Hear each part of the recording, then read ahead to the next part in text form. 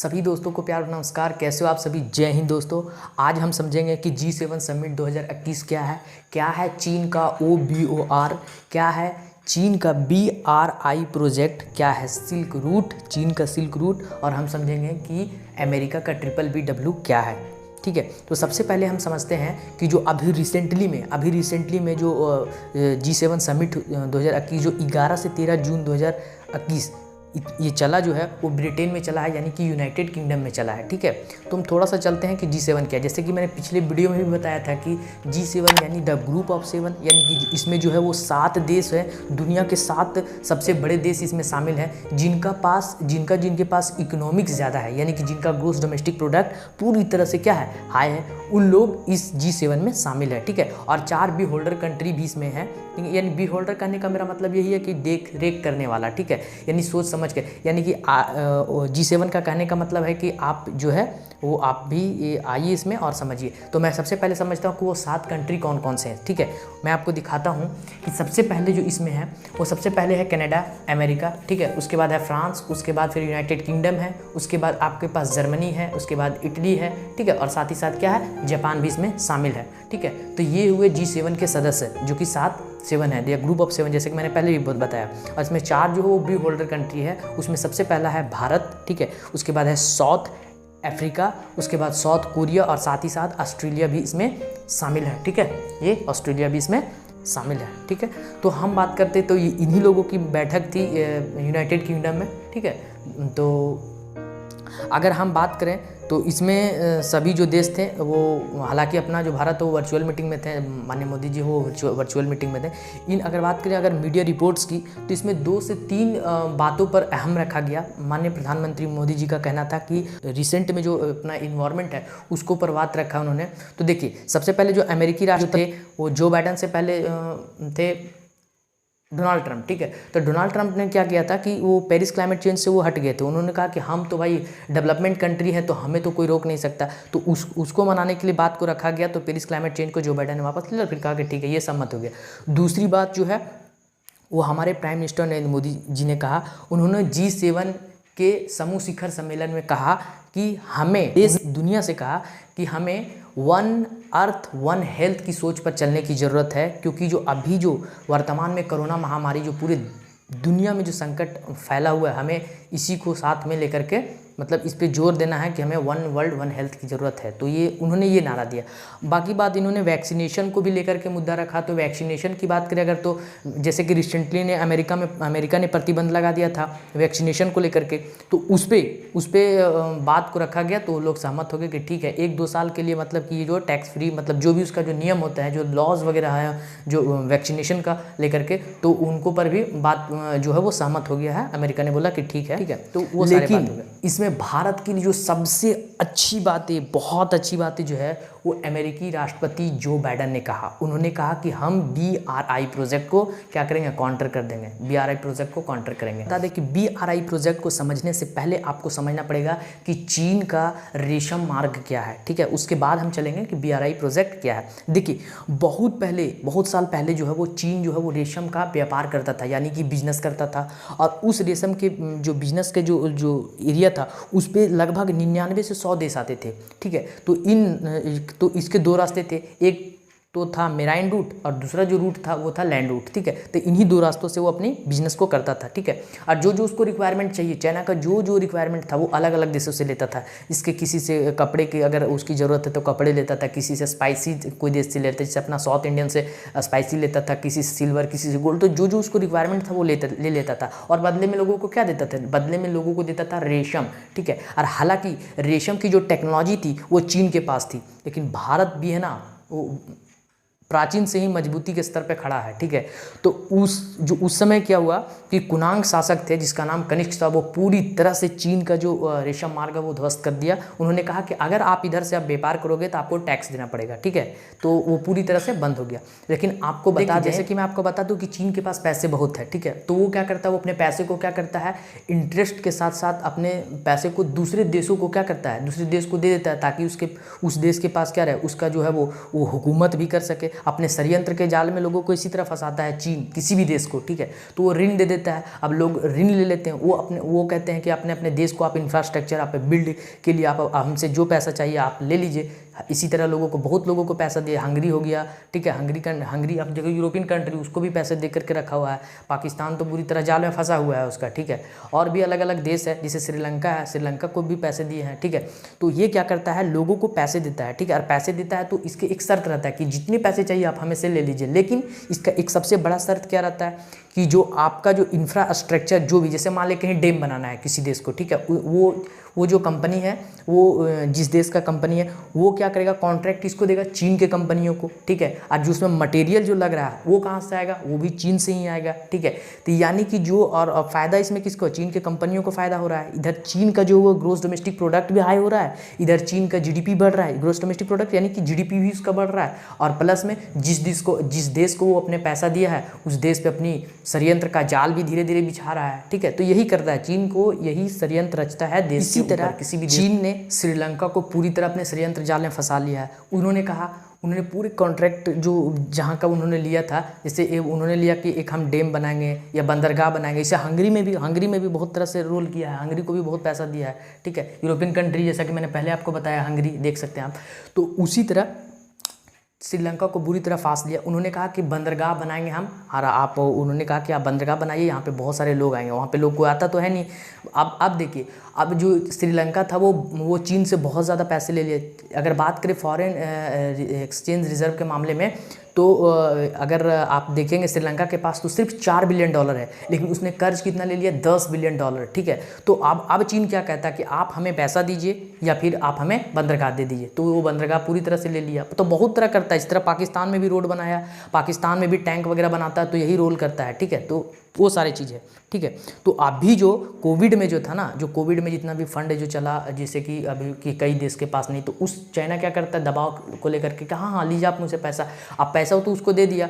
अब क्या करता है, तो चाइना जो है ना, वो इसी इन्वेस्टमेंट को, चाइना ध्यान से सुनिएगा कि चाइना इसी इन्वेस्टमेंट को कहता है BRI प्रोजेक्ट, यानी कि बेल्ट एंड रोड इनिशिएटिव। इसी को कहता है OBOR, यानी कि one belt and one road initiative, और इसी को कहता है सिल्क रूट। समझ में आया आपको? तो सिल्क रूट का नया नाम ही है क्या, BRI प्रोजेक्ट, ठीक है। तो इसी को काउंटर करने के लिए अमेरिकी राष्ट्रपति जो बाइडन ने बहुत ही एग्रेसिव फैसला लिया, क्या है कि हम BRI प्रोजेक्ट को पूरी तरह से काउंटर कर देंगे, ठीक है। और उन्होंने कहा कि हम एक नया आयोजन चलाएंगे जिसका नाम होगा BBBW, जिसका मतलब होता है बिल्ड बैक बेटर वर्ल्ड, ठीक है। ये 2035 तक पूरी तरह से तैयार हो जाएगा। तो लोगों ने सहमति दे दिया, और इसमें लगभग $40 ट्रिलियन खर्च किए जाएंगे, ठीक है। अब देखिए कि चाइना के पास जो BRI प्रोजेक्ट है, वो इतने पैसे से लगभग 9 से 10 BRI प्रोजेक्ट खुद आ जाएगा।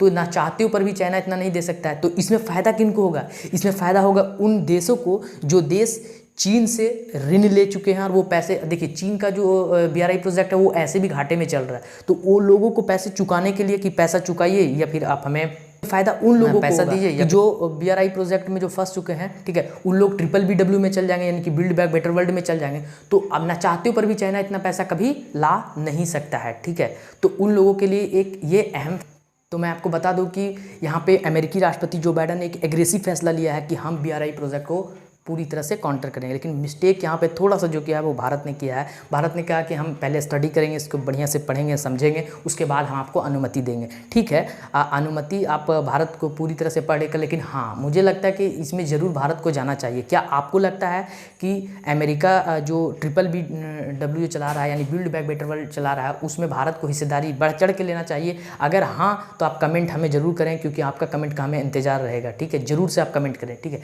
तो इसमें क्या हुआ, इसमें भारत ने थोड़ी सी मिस्टेक कर दी, लेकिन मुझे लगता है कि हाँ इसमें होना चाहिए। जहाँ तक मुझे लगता है कि इसमें भी भारत को अमेरिका का साथ यहाँ देना चाहिए, क्योंकि चीन के पास तो हम जानते हैं 1962 2020 क्या क्या कारनामा कर रहा है भारत में, आप देख सकते हैं। पूरी तरह से चीन पूरी वर्ल्ड में बदनाम है, तो इसका साथ हम लोग क्यों देंगे? अमेरिका है तो अमेरिका को हम लोग दे सकते हैं, क्योंकि अमेरिका पे हम लोग भरोसा कर सकते हैं। और यही मौका है कि हम BBBW में बढ़ चढ़ के हिस्सा लें, और उसके बाद जो ये चीन का BRI प्रोजेक्ट है ना, वो खुद ब खुद बंद हो जाएगा। उसको बंद करने की जरूरत नहीं, खुद ब खुद बंद हो जाएगा, उसको कोई करने की ज़रूरत ही नहीं है वाले हैं। तो अब हम बात करेंगे कि चाइना पूरी दुनिया पर किस तरह से अपना षड्यंत्र का, आप देखिए सबसे पहले अगर हम बात करेंगे तो ये जो यूरोपियन कंट्री यानी यूरोप कॉन्टिनेंट का जो कंट्री है, इसमें आप देखेंगे हंगरी कंट्री है, ठीक है। तो इसमें जो चीन जो है ना, वो जो चीन है, वो चीन क्या करता है कि इन लोग जो यूरोपियन कंट्री का जो देश है, वो इन लोग को प्रतिबंध लगाता है चाइना पे, चीन पे, ठीक है। लेकिन ये चीन जो है वो क्या किया है कि यहाँ पे हंगरी जो कंट्री है उसको खुद पैसा दिया हुआ है, ठीक है। तो जब इन लोग इस पर प्रतिबंध लगाते हैं तो क्या करता है, हंगरी कर देता है वीटो कर देता है। अब वीटो कर देता है तो क्योंकि G7 में इसका तो दबदबा है नहीं कि इसका चीन का कोई रोल नहीं है G7 में, ठीक है। इसमें इटली है, तो इटली थोड़ा सा कनेक्टिविटी इसमें रखता है, आप समझ सकते हैं इटली और चीन के बीच में। तो वो इटली क्या कह रहा है, इटली कह रहा है अमेरिका से कि आप ऐसा कीजिए कि आप जो है वो BRI प्रोजेक्ट को काउंटर मत कीजिए, ठीक है, क्योंकि वो फेवर में थोड़ा रहता है, ठीक है। इटली जो है वो चीन का थोड़ा फेवर में रहता है कि आप ऐसा मत, लेकिन भारत को यहाँ खुलकर साथ देना चाहिए। लेकिन इटली को तो भाई किसी न किसी तरह तो सपोर्ट तो करना ही पड़ेगा भारत को, तभी भारत ये आपको अमेरिका को, ठीक है। तो BRI प्रोजेक्ट को पूरी तरह से वहाँ पे रद्द हो जाएगा। उसके बाद तो उसका तो चीन का तमाम, तो अभी यही टाइम है जो कि चीन का हम सपना जो षड्यंत्र आता है उसको हम तोड़ सकते हैं, ठीक है। तो यही बात है, ठीक है। तो ये वीटो कर देता है, ठीक है। तो मैं आपको बताता हूँ, देखिए जिस तरह से चीन जो है वो BRI प्रोजेक्ट चला रहा है, जिस तरह से अमेरिका जो है वो BBB चला रहा है, यानी कि बिल्ड बैक बेटर वर्ल्ड चला रहा है, उसी तरह भारत में जो साउथ एशिया का जो कंट्री हो उसमें भी आपको, क्योंकि साउथ एशियन कंट्री का जो आपका रीजनल ऑर्गेनाइजेशन है उसको भी चलाना चाहिए, यानी सार्क बेल्ट भी चलाना चाहिए। इसमें जो अपना 8 कंट्री जो आते हैं, जैसे कि सार्क, यानी कि सार्क का मतलब होता है south Asian association regional corporation, ठीक है। इसमें जो होते हैं वो 8 कंट्री टोटल आते हैं, ठीक है। इसमें जो पूरे 8 कंट्री आते हैं उसमें सबसे पहले मालदीव है, ठीक है। उसके बाद श्रीलंका है, अफगानिस्तान है, नेपाल है, भूटान है, बांग्लादेश। भारत को पूरी तरह से क्या करना चाहिए, इसके बीच की कनेक्टिविटी को बढ़ा देना चाहिए, ठीक है। चारों तरफ से अपनी कनेक्टिविटी को तेज कर दिया जाए, जैसे नेपाल से, भूटान से, ठीक है। बांग्लादेश तो अपना है ही, ठीक है। तो इन लोगों के बीच में जो अगर कनेक्टिविटी अगर हम बनाएंगे हम लोग, तो क्या होगा, इसके बीच में तो हम लोग को देश में जो है वो GDP हाई होगा, ठीक है। मतलब आयात निर्यात ज़्यादा होगा तो अपना GDP तो भी बढ़ेगा ना, ग्रोस डोमेस्टिक प्रोडक्ट भी बढ़ेगा भारत का। तो इस तरह से हम कर सकते हैं, ठीक है। हालांकि भारत के पास अगर बात करें फॉरेन एक्सचेंज रिजर्व के मामले में कमी नहीं है भारत के पास, ठीक है। हालांकि चीन पहले नंबर पे है, $3,300 बिलियन है, ठीक है। उसके बाद दूसरे नंबर पे आता है जापान, तीसरे नंबर पे आता है स्विट्जरलैंड, चौथे नंबर पे आता है रसिया और 5 नंबर पे आता है अपना भारत, ठीक है। हमारे देश में भी $605 बिलियन है फॉरेन एक्सचेंज रिजर्व, ठीक है। अब मैं आपको एग्जांपल लेता हूँ बांग्लादेश और पाकिस्तान के पास।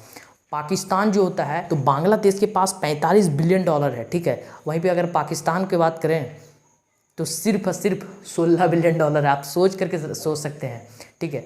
तो इसमें हम एग्जांपल लेते हैं, ठीक है, क्योंकि बांग्लादेश जो है, अब अगर हम आपको बताएं तो बांग्लादेश क्या है, पाकिस्तान का ही तो भाग है। पूर्वी पाकिस्तान तो बांग्लादेश में ही तो था ना, बांग्लादेश अभी तो बना है। जब आपको मुक्ति वाहिनी तो याद होगा ना, बहुत जल्द आ रहा है हमारे चैनल पे इंडो पाक वॉर 1971, तो आप चैनल को सब्सक्राइब जरूर कर लें, बहुत एग्रेसिव रोल वाला वीडियोज़ है वो, उसको आप देखना ना भूलें, ठीक है। तो इसमें जो ये पूर्वी पाकिस्तान था, ये पश्चिमी पाकिस्तान था। तो पश्चिमी पाकिस्तान और पूर्वी पाकिस्तान, यहाँ के लोग, थोड़ा सा मैं बताता हूँ कि पश्चिमी पाकिस्तान पूर्वी पाकिस्तान को लोग को देखना नहीं चाहते थे, तभी ना यहाँ पे हुआ मुक्ति वाहिनी, ये आयोजन चला। उसके बाद पूरा ये फाइट वगैरह वो सब हम बाद में बताएंगे, ठीक है। तो ये सारी बातें हैं, ठीक है।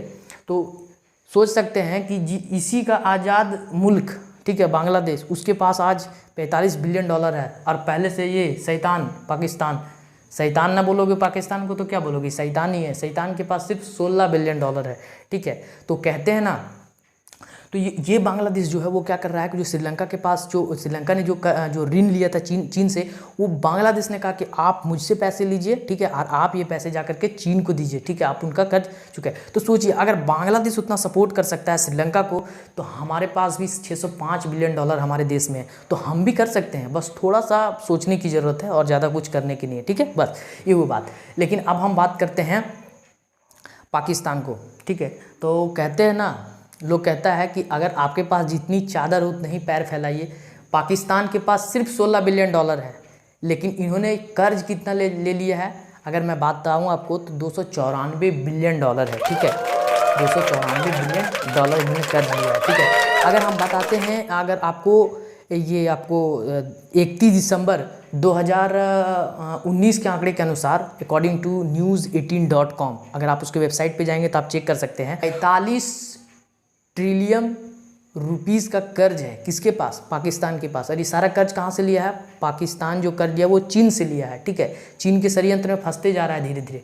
तो ये से अगर हम बात करें, ये मैं नहीं बता रहा हूँ, ये पाकिस्तान का जो सेंट्रल बैंक ऑफ पाकिस्तान है, उन्होंने इस बात को खुद खुलासा किया है, ठीक है। और वहाँ के संसद में भी ये बात रखी गई कि जो वहाँ पे देखिए अभी पाकिस्तान में कुल जो अगर आबादी की बात करें तो 21.66 करोड़ की आबादी, उस आबादी में कुल टोटल अगर सभी को 1,75,000 रुपये बांटा जाए तो उतना कर्ज है सभी पर, सभी पाकिस्तानी प्रति पाकिस्तानी पर 1,75,000 रुपये का कर्ज है। सोच सकते हैं इतना कर्ज लिया है।